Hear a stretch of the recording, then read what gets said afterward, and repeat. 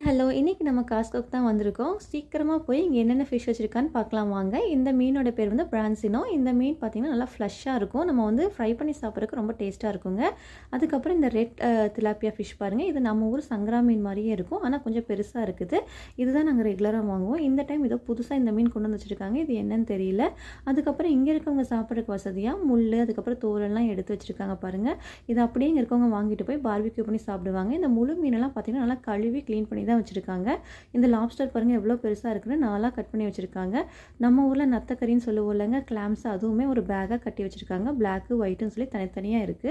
அதுக்கப்புறம் வந்து இந்த ரெட் லாப்ஸ்டர் பாருங்க எவ்வளோ பெருசா இருக்குன்னு. பார்க்கறக்கே வந்து அவ்வளோ வெயிட்டா இருக்குங்க. தூக்கவும் முடியல என்னால. ஒரு லாப்ஸ்டர் தான் 2ஆ கட் பண்ணி வச்சிருக்காங்கன்னு நினைக்கிறேன். அதுக்கப்புறம் இங்க கிராபுமே இருக்கும். ஆனா உங்களுக்கு ஃப்ரோசன் கிராப் தான் கிடைக்கும். உங்களுக்கு ஃப்ரெஷ்ஷா உயிரோட வேணும்னா ஹெச்மார்ட் போனா கிடைக்குங்க. இங்க சால்மன் ஃபிஷ் இந்த மாதிரி ஸ்லைஸ் போட்டு வச்சிருக்காங்க. உங்களுக்கு இந்த வீடியோ பிடிச்சிருந்தா என் சேனலை சப்ஸ்கிரைப் பண்ணுங்க. பை.